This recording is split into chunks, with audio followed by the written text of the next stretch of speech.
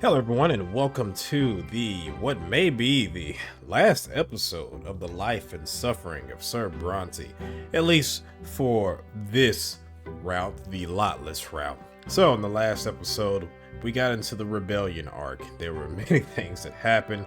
We managed to turn around and unify our family to help fight for the rebellion, and we also decided to stand by Sophia in order to lead this rebellion, but now we'll see how things come through as we enter the final hour of the rebellion. So, let us continue on forward.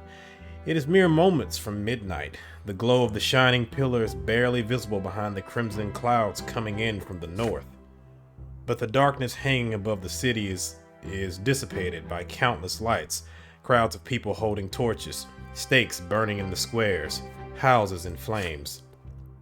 The glow of the fires can also be seen from beyond the city walls. The Legion marches down the road, inexorably approaching the gate of a city in the throes of rebellion. The final battle draws near. All the forces that have chosen to defy the Overseer and the Empire flock to the city gate, where you have set up your base. The soldiers of the last straw assemble commoners into squads and hastily arm them. Other rebels are led by nobles of the mantle and former members of the Legion who have joined the revolt. The priests who have sided with you will spread the word of the twins from the city walls, attempting to convince the Legion soldiers to retreat and allow the people of Anazet to be free of the lots. Preparations are also in full swing at the camp of the defenders of the Old Order, who have established a foothold in the ruins of Shar Milanatus' palace. Soon their fate will be decided. Will they crush the revolt with the aid of the Legion, or be crushed themselves by the new era? There's almost no time left, just enough for one last attempt to tip the scales in your favor. Will you spend this final hour appealing to one of your allies for help? Or would it be wiser to wait and muster your forces for the final battle? Will you attempt to defeat the Legion and the Overseer's army in combat, or persuade them to retreat without engaging in battle? The fate of Anazet is in your hands. So, I can go see Eldborn if I choose to do that. The revolt will go up by 1, and the nobles will also go up by 1. Of course, the revolt is already maxed out. The nobles don't have any real opinion of me, so there's that. I can't ask Leonard for help. I don't even know who Leonard is. Oh, Father Leonard. The clergy would have went up by 1, the common folk would have went up by 1, and the revolt would have went up by 1, and my willpower would have went up by 5. I can ask my family for help. The common folk will go up by 1. Again, the revolt will go up by 1, but that's not going to help me all that much. And my family hasn't perished, so that's that. I can't gather the soldiers of the last straw because Sophia isn't hopeful, and that would have gotten troops up by 1. Or I can muster the forces. That will give me willpower plus 10. So I'm a bit torn on this. I kind of feel like since I have gotten Eldborn on my side, maybe I should go see him. At the same time, the nobles helping me isn't going to really help that much because, again, it's not really in the cards, I guess you can say. Let's see. I guess the revolt could get screwed in this particular case. It's really looking like we're going to head towards the Anazet massacre because the revolt is greater than or equal to 6, and Sophia is leading the revolt. And it's going to be a relentless massacre. I'm very afraid of that. Oof. And it doesn't really seem like it matters what decision I make. That's pretty much going to be it. Yeah, I think that's pretty much going to be all I can do. So, if I have to choose, I guess I'm just going to go ahead and ask my family for help. Because again, I don't really think the nobles getting plus 1 is going to really do much. So, at the same time, I kind of also feel like I should probably get my willpower out. Because something is probably going to need my willpower. However, it is a 0 right now. So, usually if it's greater than or equal to 0, you can still do something. So, Decisions. Well, I've worked very hard to unify my family, so,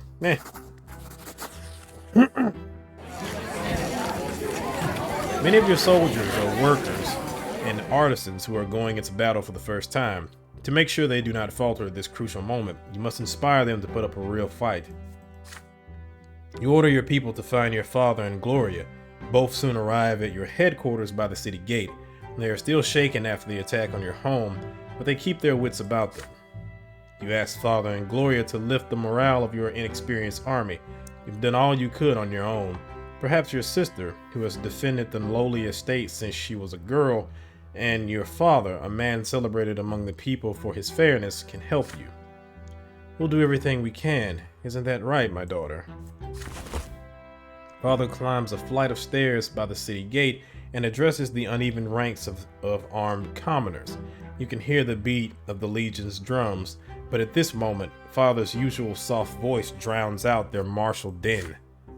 Free people of Anazet, you know how hard I and my comrades worked to achieve justice and equity for you.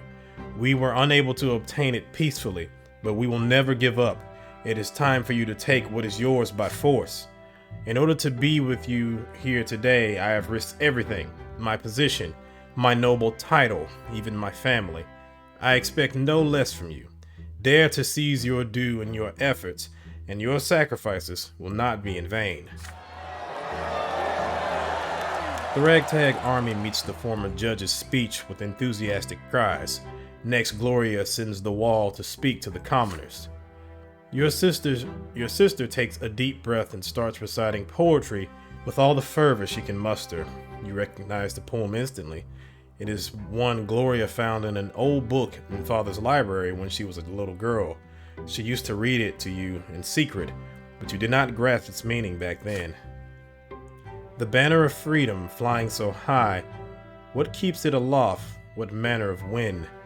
The sighs of the famished are helping it fly. Let the chase for our freedom begin.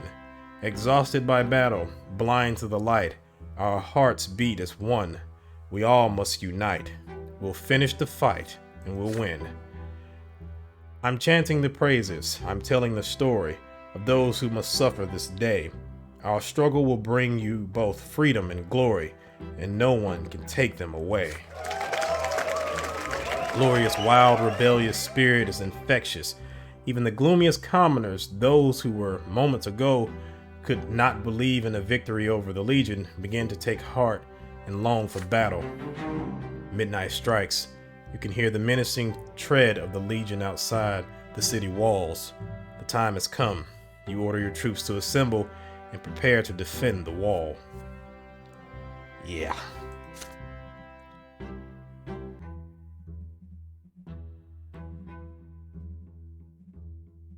Oh God, what are you loading? The battle for Anazet. This event is a consequence of your previous actions. Conditions met, the revolt is greater than or equal to 6, and Sophia is leading the revolt.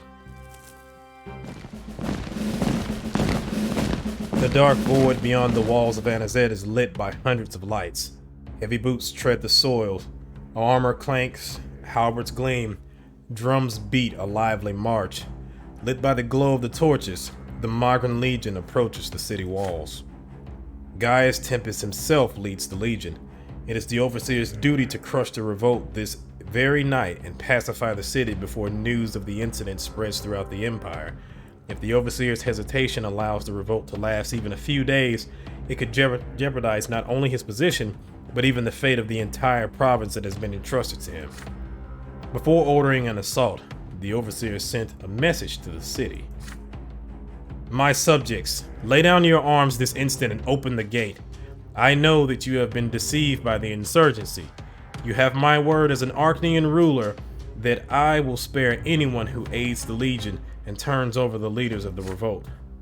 Should you disobey this order from your lawful ruler, none of you will escape disgrace, execution, and eternal torment at the foot of the Shining Pillar. But the Overseer's threat only further enraged the rebels. An entire city rebelling against the Imperial rule. Nothing like this has happened for generations, but not even experts in ancient history could have imagined what is happening on the streets of Anazet at this moment. The decision you made today have led to the entire city to rise up against Imperial rule. By nightfall, everyone who has ever suffered from noble tyranny has taken to the streets in the support of the last straw. Even those who begin the day cowering in terror from the overseer's wrath have now emerged from their homes and joined your cause. The commoners' fear has been eclipsed by their rage. They march through the city in droves, ready to dispense their own justice. By sunset, even the most loyal defenders of the Empire have come to realize that all hope is lost. The Loyalists have amassed considerable forces at Shar Millenata's palace, but they are too late. Hordes of furious commoners storm their camp, crushing any resistance. Exhausted and demoralized by the futile fight, many defenders of the old order flee mob justice or surrender and accept their death with dignity. The moans of those trampled by the incensed throng can be heard throughout the camp. Abandoned Imperial banners are hurled into the fire. Make way.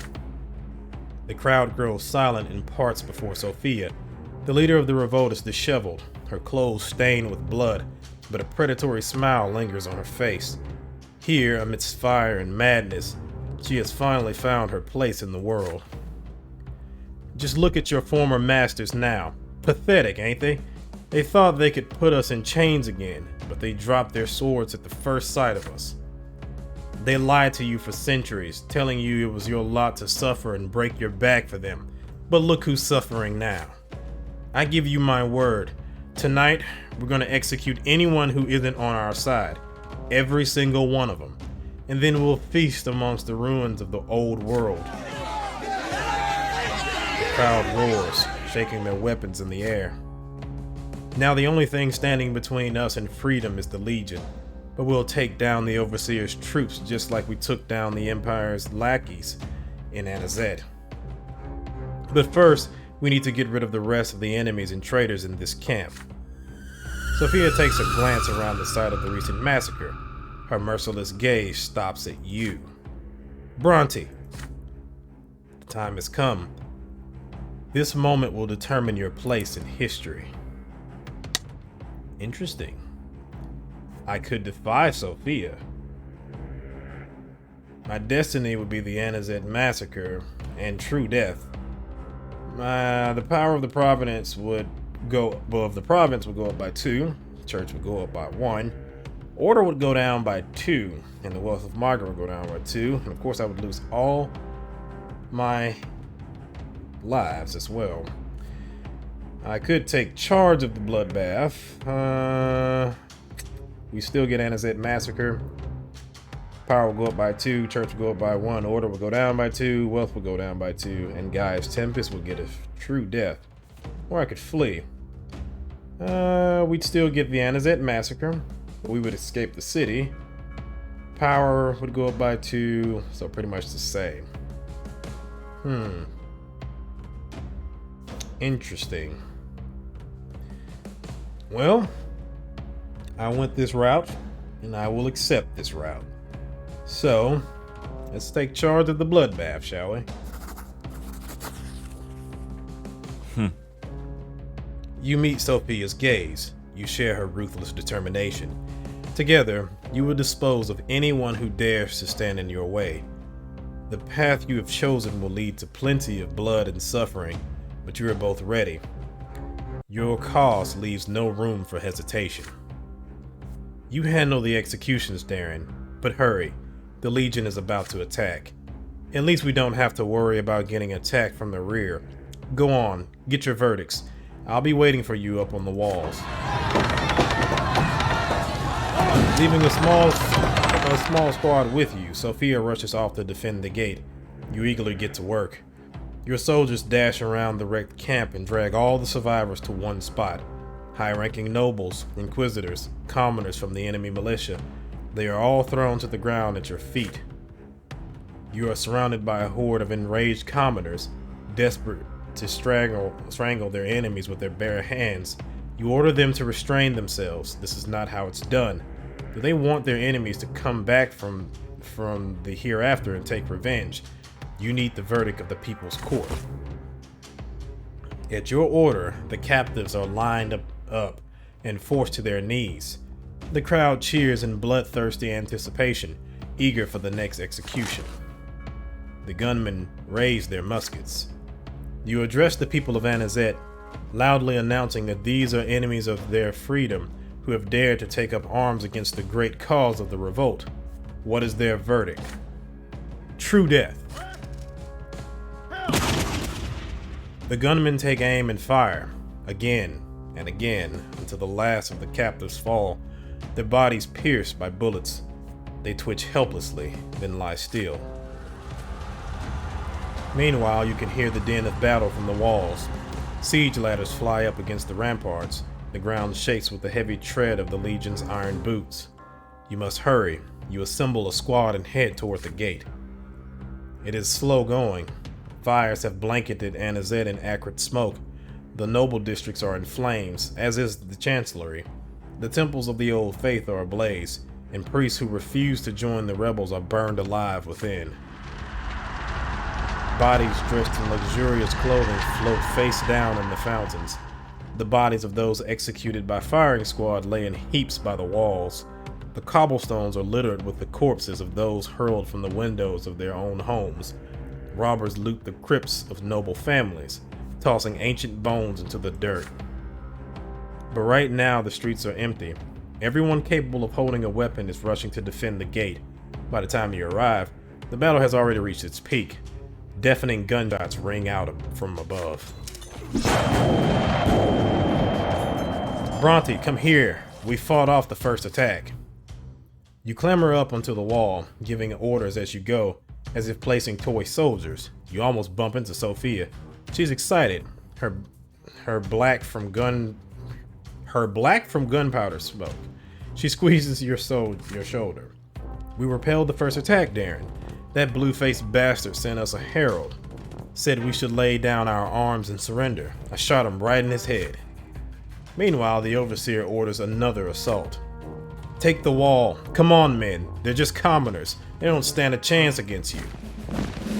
This time, Gaius Tempest sends 2 battalions of heavy infantry at the wall to the left of the gate. They are followed by archers. Not even gunshots can stop this attack. The ladders fly up. A hail of arrows pelt your position. Hold the line. I'll hit the archers. You hold the wall. Don't let them through. The defenders on the wall attempt to throw the ladders back, hurling stones at their assailants and pouring boiling oil on them.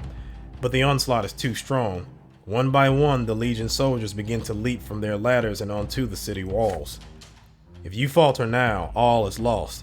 You gather your best men and send them against the Legion soldiers. The walls erupt into bloody mayhem. All over the walls, the bodies of the fallen fade into brilliant flashes of light. You and your soldiers desperately hack, shoot, and hurl enemies from the walls. The siege ladders fall to the ground below. The attack has been repelled. Twice more, Gaius Tempest orders his troops to attack the wall. Twice more, the walls are stained with blood. Twice more, your soldiers withstand the assault. The dawn is drawing near. Even from your position on the walls, you see the Legion soldiers slowly, hesitantly regrouping for their next attack. Desperate, the Overseer himself steps forward to address his demoralized troops. Are you really afraid of some commoners who can barely hold a weapon? Don't fear them, you fools. Fear the wrath of your Emperor.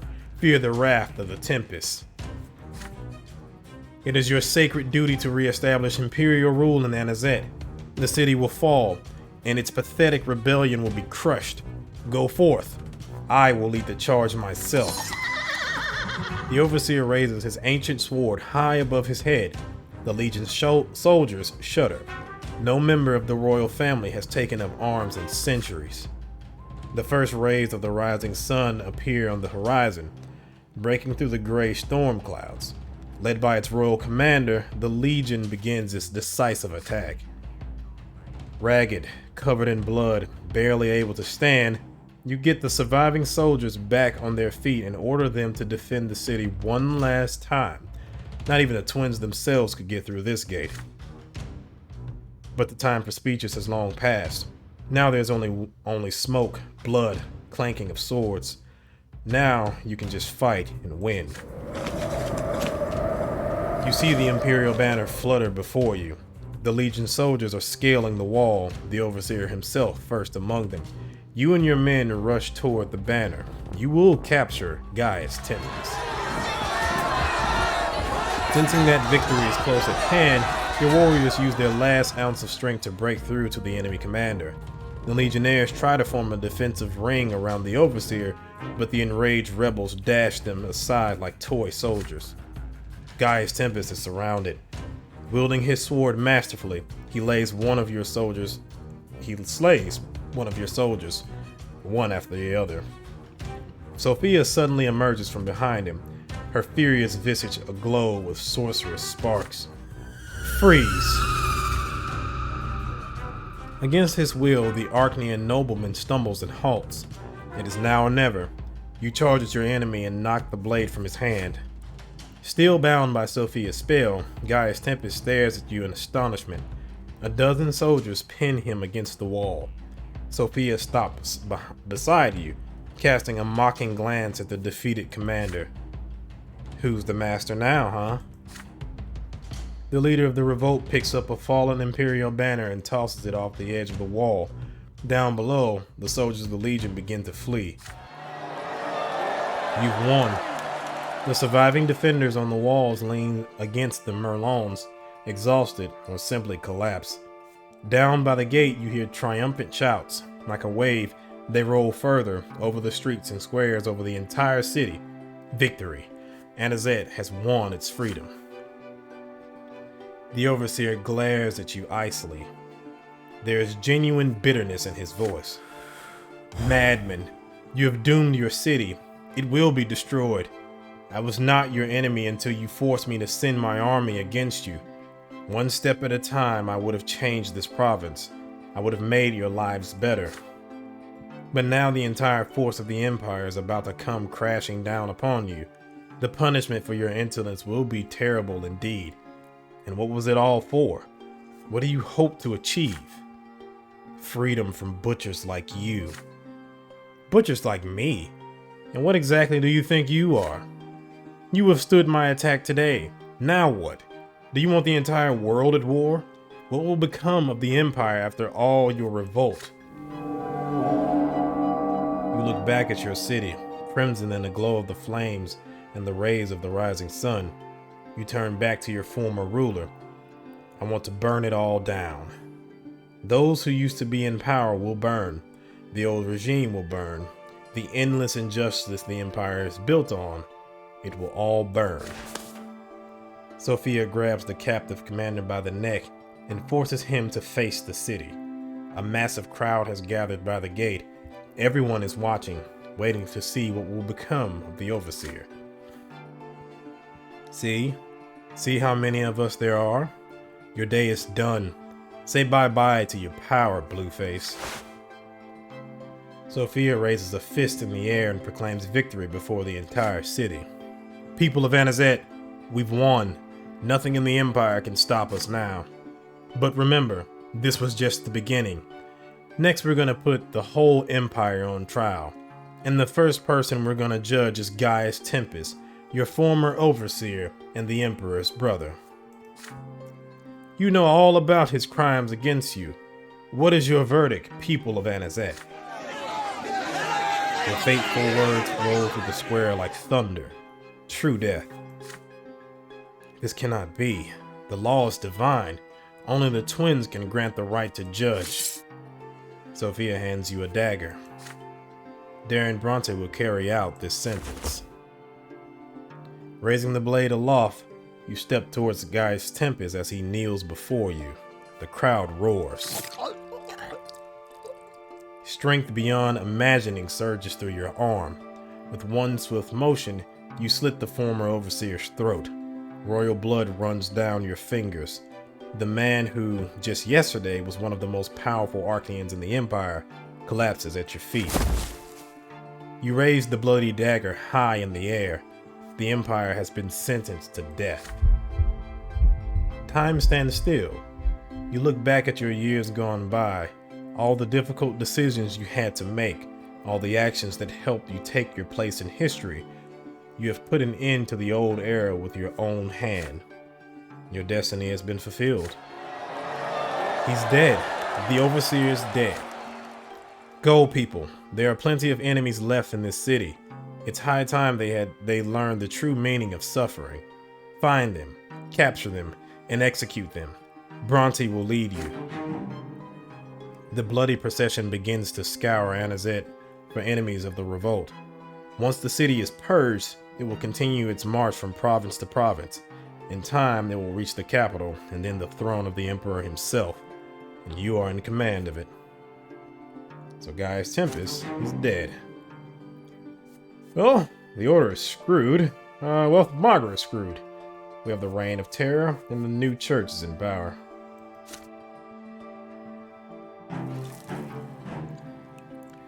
The Anazet Massacre.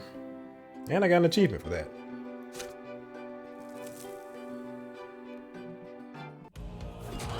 Fire and blood engulfed the streets of Anizote before spreading to the rest of the empire.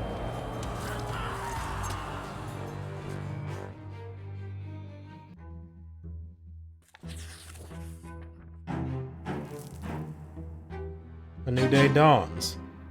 This event is a consequence of your previous actions. Conditions met, no true death, or escape from the city. A new day dawns. Anizote? That's how you pronounce that? Okay. It is morning. You stumble along a now empty back street, utterly exhausted from after the most trying night of your life. An elderly stranger in a threadbare cloak shambles down the road in the opposite direction. The old man looks around cautiously at every step, seemingly struggling to remember where he's going. As you approach him, he suddenly stops and speaks to you. Good morning to you. You slow down for the old man and wearily return his greeting. May I ask you for a favor, my friend? You barely have any energy to waste today, but there is something about this old stranger's voice that compels you to listen. A favor? What kind of favor? Well, my brother and I had a disagreement, you see, and I want to know who was right. My brother says this world is already perfect as it is. The twins made it like this, after all. The old stranger pauses, casting a glance over the street. The charred carcasses of the buildings and homes, the overturned carriages, the dried bloodstains on the paving stones. And I told my brother that no matter what their initial design may have been, the world as it is now needs to change. So then my brother asked me, what exactly needs changing? But I had no answer for him. So here I am, wandering around, tormented by this question. Would you help us settle our dispute, my goodman? Who's in the right here, me or my brother? If you were in the twins' place, what would you do? What about this world needs changing? Interesting. Okay. Because Nathan is a prophet, I could say say you would grant the world forgiveness. And because of the Anazet massacre, I could also say that I would destroy it.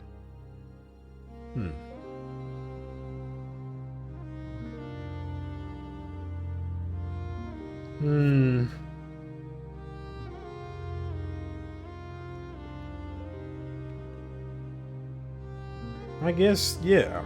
I mean, because I feel like that's probably one of the biggest issues about this world is that you're given a lot and that's it. No matter what, that's your lot. Like, yes, you can turn around and become a nobleman or anything like that, but ultimately, you're stuck in your lot and you're always going to be a commoner or, in the lower class, and your lot is to suffer. So, I guess some hope would be great in this world. So yeah, I'll go with that.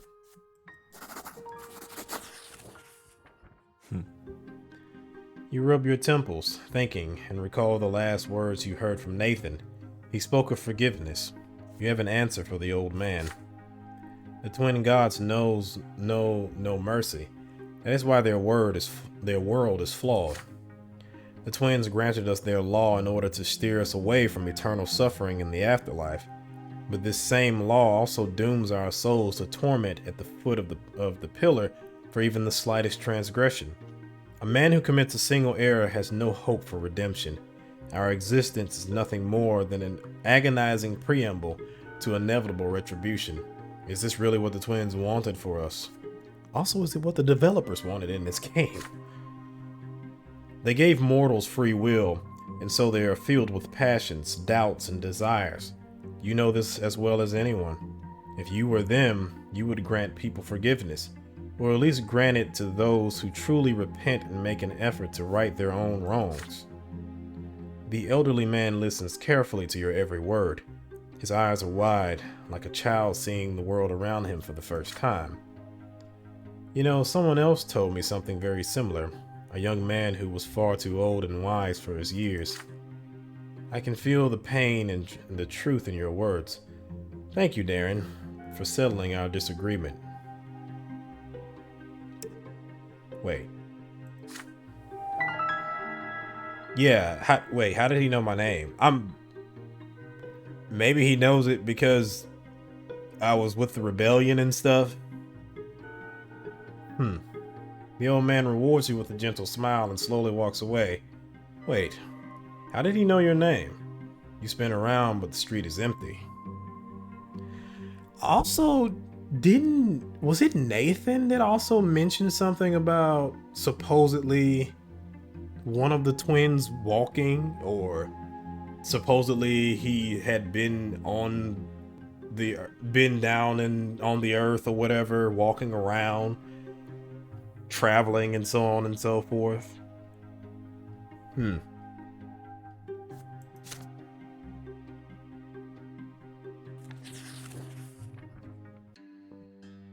Outcome of the revolt. It only took a few days for the entire empire to learn of the revolt and the events that had transpired in Anazote. The unthinkable victory of the common folk over the war engine that was the Imperial Legion, the ruthless and fearsome leaders of the rebellion, the terrifying slaughter of the nobles, priests, and anyone else who stood in the insurgents' way. By the end of the second day, the revolt had reduced the city to a charred, smoldering ruin. Thick, acrid smoke from burning buildings and gunpowder blanketed the city. Bodies swung from ropes on every street. The result of the justice of the people's court, sprawled, abandoned, lead-riddled corpses could be found in every square.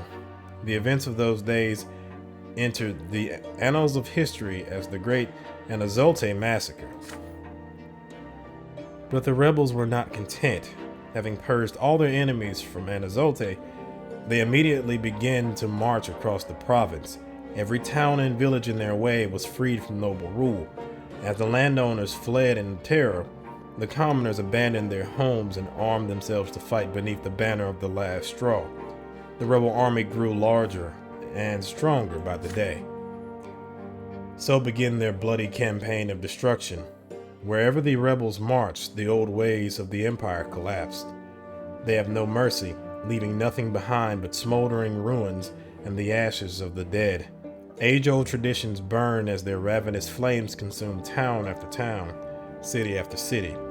The old noble dynasties are amassing their own armies beneath the banner of the Tempest to fight off this chaos, but the rebel hordes are already approaching the capital. There's no stopping them. Sophia's dream of waging war against the old world has begun. Regardless of the outcome, the Empire will never be the same again.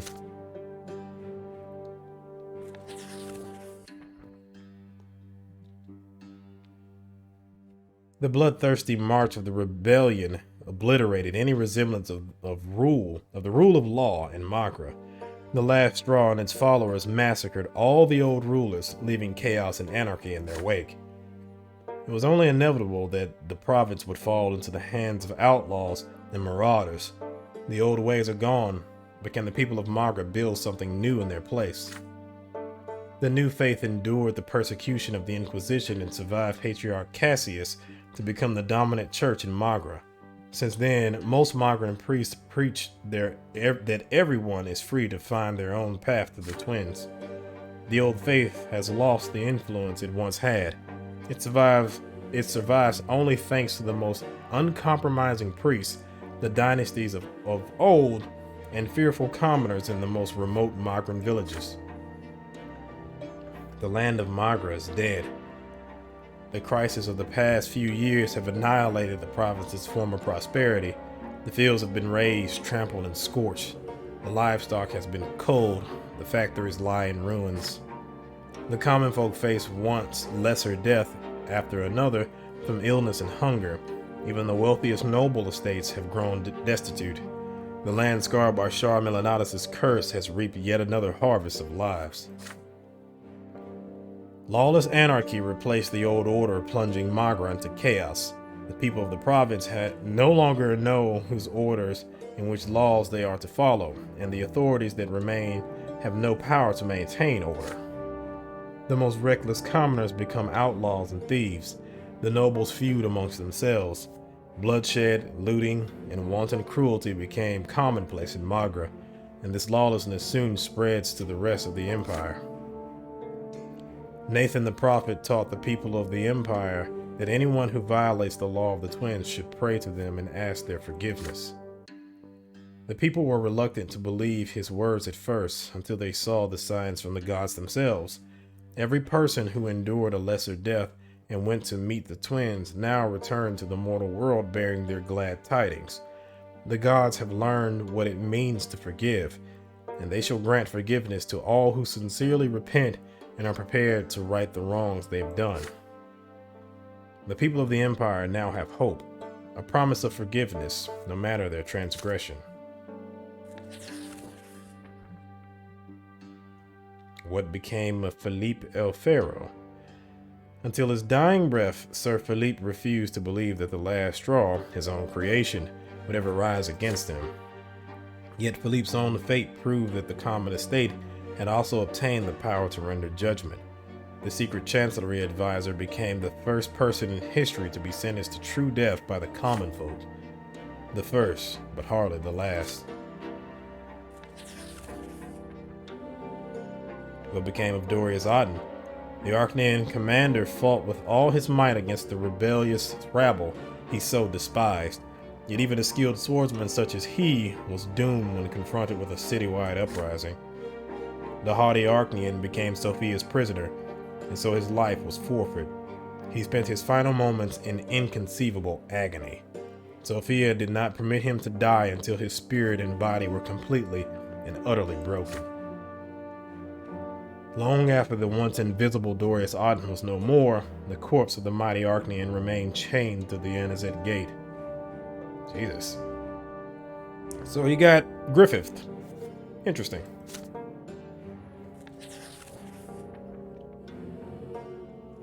What became of Augustin Elborn? When Prefect Augustin Elborn saw firsthand the atrocities being committed on the streets of Anazote, he did what he could to urge people to stop Sophia and her henchmen by any means necessary, but he was too late. In the end, Elborn shared the same fate as the last straw's other enemies. The former judge faced death with dignity, showing no fear before the rebels' muskets. His face expressed only deep, bitter sorrow. Sir Elborn is remembered as one of the ringleaders of the Anazote massacre and the bloodthirsty rebellion that poisoned the entire empire. What became of Father Leonard? Leonard railed furiously against the murderous executions perpetrated by Sophia. In an effort to end the massacre, he sought to reconcile the opposing factions. Leonard was labeled an enemy of the revolt. For crimes against the great cause, the People's Court sentenced him to death along with its other perceived foes. He spent his final moments in prayer, tormented by the realization that he had unwillingly helped to precipitate this terrible slaughter. Leonard is remembered by the new believers as the greatest preacher of his day, but among old believers, he left an undying legacy as a nemesis of the church who violated the twins' divine design.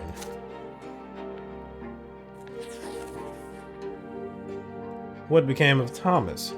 By the time the revolt had set Anazet ablaze, Thomas Giro was already living a new life with his family far from the city. It seemed as though he could finally enjoy a peaceful life. But a few months later, the rebellion reached the sleepy village where your friend and his wife had put down roots. A horde of rebels approached the village where they live, and most of the villagers joined them, eager to loot and pillage their very own community. Thomas fought desperately for his life and livelihood, but he was torn limb from limb by his former neighbors. Jesus.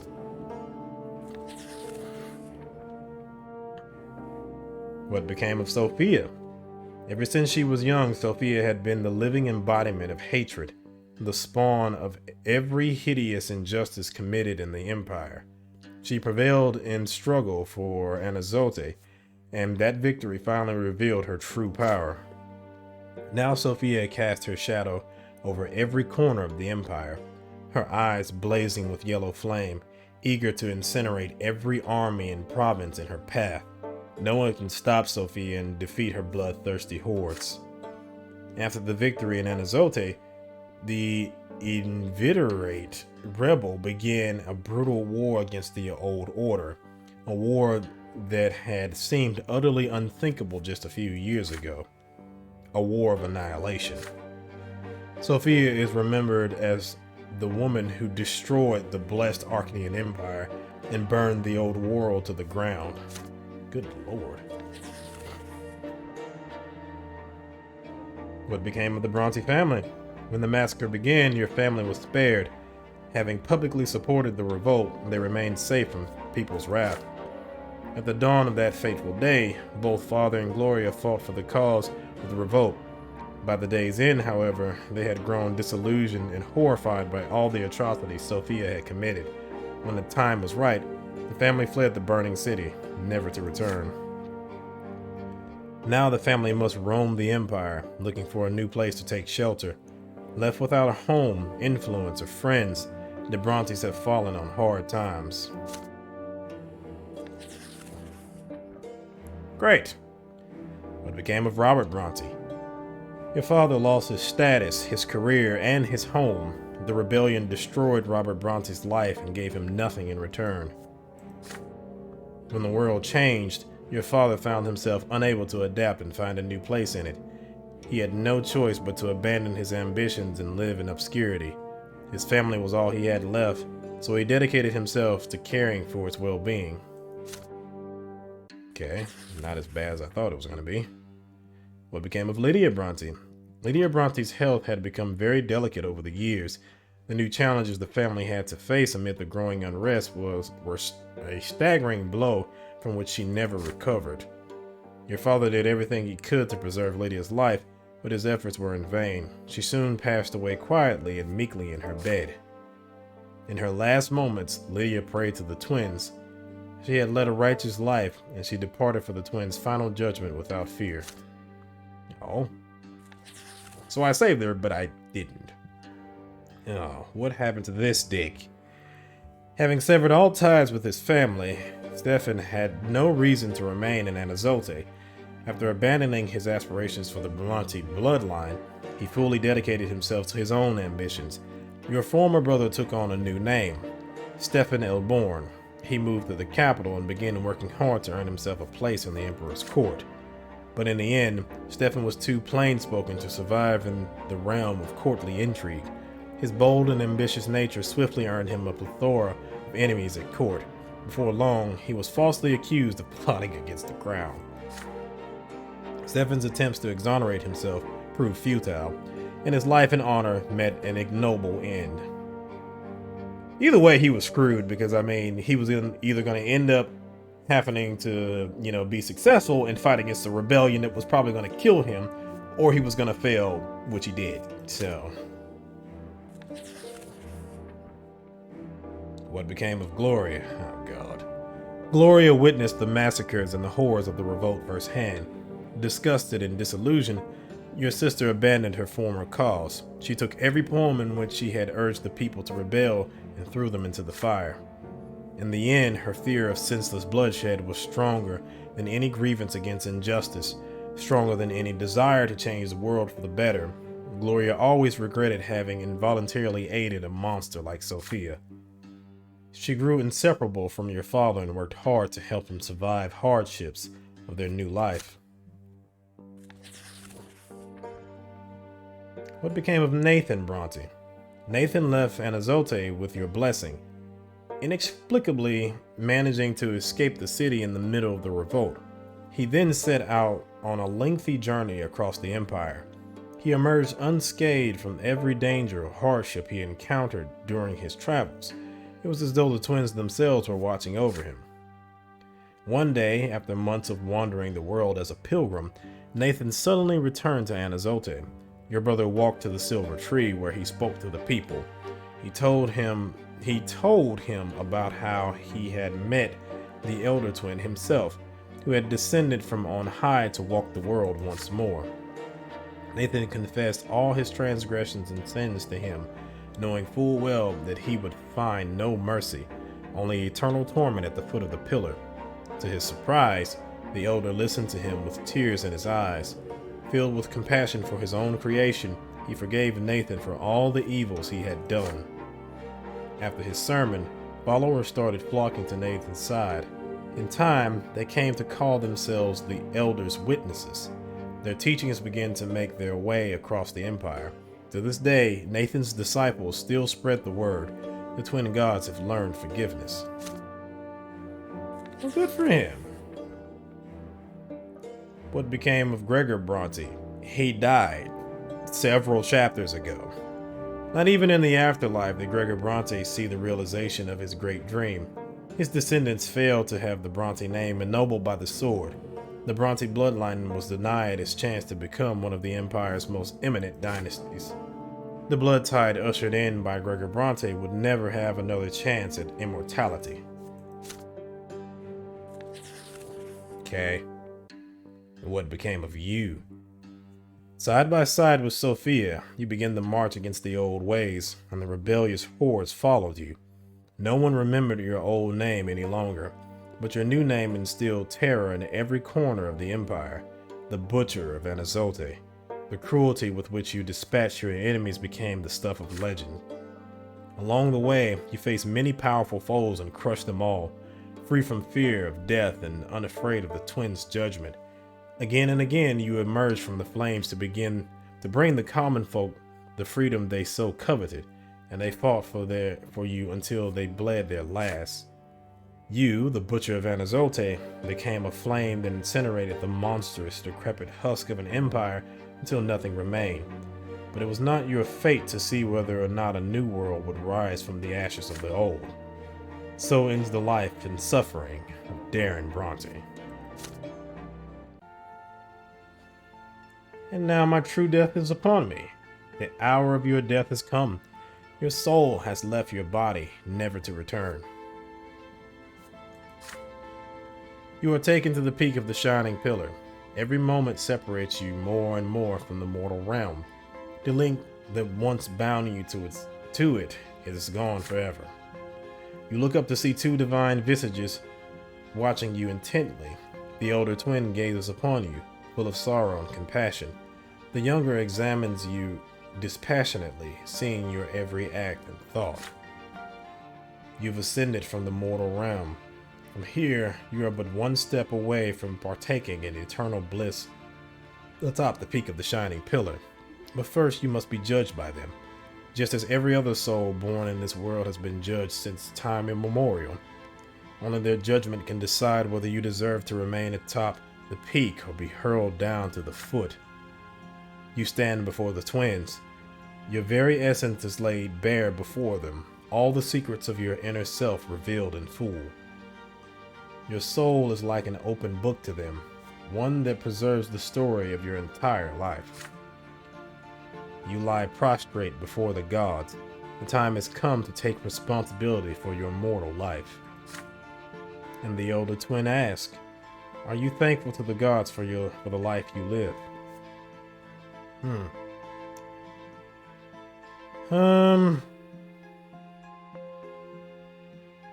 I mean, yeah, I think I am. They hear your answer. compassion and remorse fill the immeasurable, deep eyes of the elder twin. He turns to face his divine brother, who returns his gaze with an expression of stern remorse. The elder twin asks once more, "What was your life to you?" It was struggle. It really was struggle, and suffering, and toil. So, but I think it was mostly struggle. The older twin bows his head wearily, considering your response, but the stern visage of the younger already looms above you. Human by the name of Brante, what did you live for?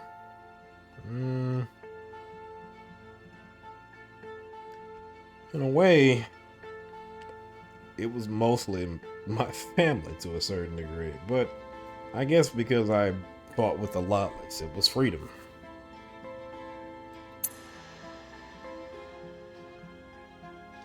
The younger's gaze lingers on your bare, defenseless soul. The divine figure continues its stern interrogation. What did you leave behind? Well, not much.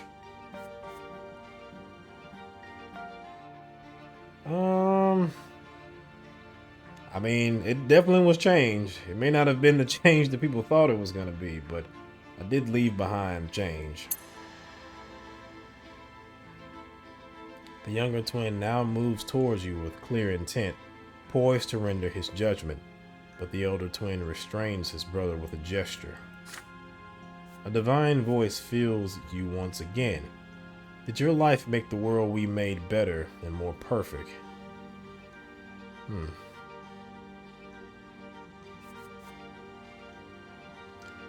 Well, I mean, I guess it depends on how you look at it. I mean, on the one hand, yes, things are far worse now that the Empire is gone and that, you have the roaming hordes and Sophia leading it.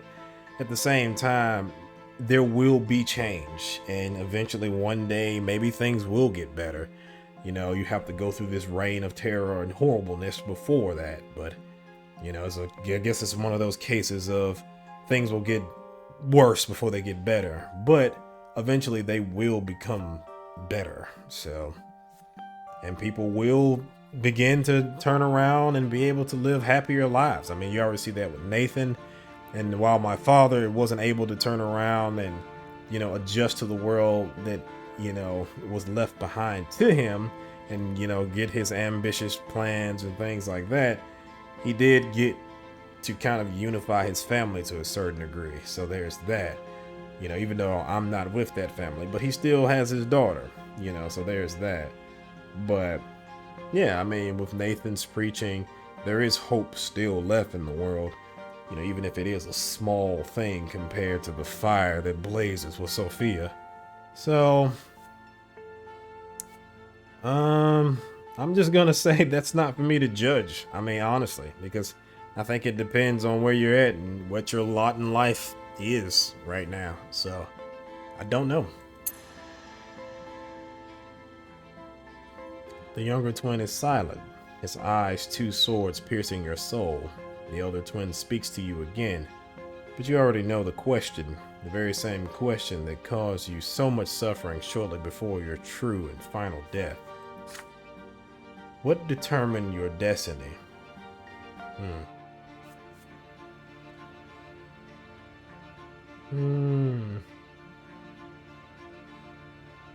I will say I think in the Lotless route I did have more options, and I think while ultimately, like in the noble path, there were just things that happened and I had no control over. But in this path, I actually did have a lot more control. So I don't think anyone really influenced it. And a lot of it was myself. So yeah. The twin gods exchange a glance that lasts a brief moment and all eternity. Then the hand of the elder twin reaches out to you, glowing with light and warmth.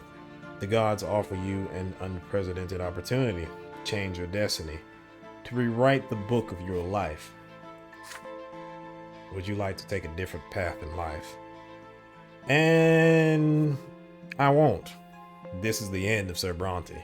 Sir Daeron Brante, at least. So, your life is over. You will face whatever awaits with no regrets. You reject the hand of the elder. The immense divine silhouette withdraws in sorrow. The younger twin steps forward, leaving you to face his law alone. The twin's judgment is nearing its end.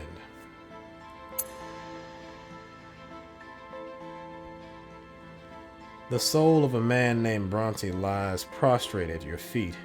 You've witnessed his entire life, known his every act, seen his every thought and desire. No other soul could ever walk the same path. So many difficult choices, so many emotions, so much pain. Another soul awaits your judgment. You know no mercy, nor does your brother. Every mortal must walk the path chosen for him to the very end. Those who abide by the precepts set forth by you and your brother shall return to you and become a part of you. Those who reject you shall know the eternal suffering of oblivion. Where does the man named Daeron Brante belong? Interesting. Well, where does Daeron Brante belong? That's a heavy question. You know, I would like to say on the one hand that Daeron tried to do good, but I think in the end, trying to do good and choosing not to is still a bad thing. I mean, and in this case, even if I did want to change the world and I chose to try and change the world, that doesn't excuse the slaughter that came afterward. After all, I am the butcher of Anizote. So that doesn't excuse the things that I did. And even though it's not within that's not what I chose in the end, that's not the decision I wanted to make, it is the decision I made. And that is the burden I bear, and that's the choice. So I don't think I deserve to be at the top of the pillar. I deserve to be at the foot of it. The sword strikes. The blade mercilessly slices the minuscule soul in twain. It shatters into a multitude of sparks. Each of these sparks was once a dream, a deed, a thought, a hope. The sparks fly down to the foot of the shining pillar, to the eternal darkness of non-being. The lonely light is slowly extinguished. The man named Daeron Brante is no more. He has finally come to know true suffering. He has become nothing.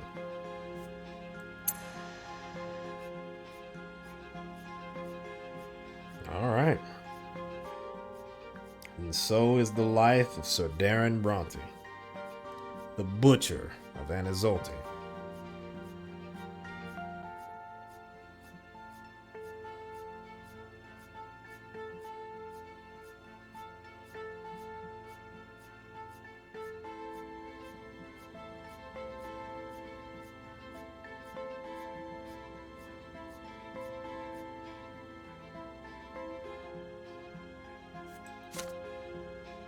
Well then, here we are.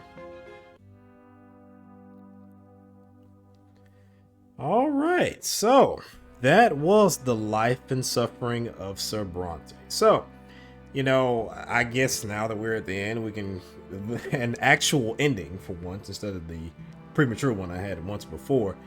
I will go ahead and give my thoughts on it. You know, I know there's been a bit of talk about how I've kind of gotten on certain parts about the game and so on and so forth, but maybe I didn't understand certain things. And, you know, look, overall, I will say this about the game. I really enjoyed this game. I really do want to continue playing it. And I do think that it's actually a really good game. And I would definitely recommend other people play this game. Other people take an opportunity to try to, you know, jump into it, give their own thoughts. And it's a good game. It really is a good game. Did I have issues with the mechanics? That's always going to be the case. Like I said, I've played a lot of choice of style games, a lot of hosted style games. And the one common thread about many of these games is that they give you a lot of choices or they give you a lot of stats, which end up screwing you in the end. You know, once again, this game reminds me, ironically enough, of one of my favorite choice of games, which is 10 Star. And 10 Star, again, like I said, great game. The biggest problem with 10 Star, though, is that it gives you so many choices and so many stats. And it's so much in that game with so very few save points or anything like that, that it makes it very hard to turn around and get a desired ending or get an ending that you feel like you deserve in that game. But it's still my favorite game. It's still one of the best games, you know, as far as, you know, choice of style games go, where you have a lot of dialogue and things like that. So that's where I kind of put this game. Like, yes, was I very frustrated about certain aspects of the game? Yes, it frustrates me to no end, certain decisions that characters make. And I think more than anything, the thing that frustrates me the most about this game is perhaps the perspective of Daeron Brante, because Daeron's perspective isn't really a perspective at all. Like, he doesn't really have, you know, he doesn't really have dialogue in the same sense that other characters have dialogue. And that's intentional, because it's supposed to be a blank slate. But then again, that's always kind of the problem when you get these type of games, is that you become a blank slate, and then it's kind of hard to imagine certain aspects of it. There was one discussion where we talked about Sophia and why I hate Sophia, and I actually don't hate Sophia. I hate the reaction to Sophia more than anything, because it doesn't really allow you to kind of have multiple different reactions to Sophia. You know, because honestly, like, I feel like anyone else in that position would be kind of scornful and stuff like that. But then, of course, you know, there's what Sophia went through. And I get that. It makes perfect sense. It makes perfect sense that, you know, you feel a certain type of way about Sophia, but she also feels the way she feels and acts the way she acts because of the things she went through. That's perfectly valid. But from my point of view, it's a little different. So from my point of view, you don't see certain things like that. And yes, you understand that later on, but from your point of view at the time, it's a little different. But again, that's a point of view issue. That's not necessarily an issue of bad writing or anything like that. And that's the thing about this game. Like, I don't think it's an issue of bad writing. I think sometimes the narrative gets clumsy, but there isn't really any issues as far as like the writing and things go. So, you know, but yeah, like I said, I've really enjoyed this game. I've had some frustrating moments in this game, but I do enjoy it a lot, and I definitely do want to play it a lot more. And I'm really, you know, I really do want to play the priest route, which is going to be the next route that I end up doing. Now, the thing about the priest route, though, I won't immediately do it just yet, because for one thing, I'm gonna have to go all the way back, and I haven't really decided on how I want to do that per se. I don't know whether I want to actually record this all over again with the different decisions, or if I want to just capture the key moments. And then when we get to like I think it's the moment where you actually have to choose your lot in life, I suppose, then I'll turn around and pick up at that point and continue forward, or, you know, but I'll figure that out once I start recording it. These things are kind of fillers for me. I don't necessarily have a plan when it comes to certain things like that. So yeah, we'll see how that goes. And also, there are other games that are coming up pretty soon that I do plan on recording. One of the ones that I plan on recording was Rogue State Revolutions. I got a key from the developer to play that, so I will be playing that over the next couple days, and hopefully I can get a recording of that out. We'll see how that goes. And then there's also Disco Elysium, but I do want to play that as well.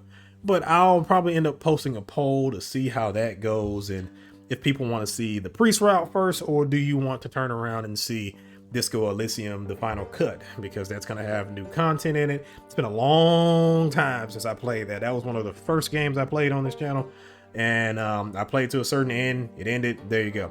But I actually have not touched that game since then. I played a little bit in my own spare time up to a certain point, but I haven't really jumped into the meat of the story. I think I played all of one day.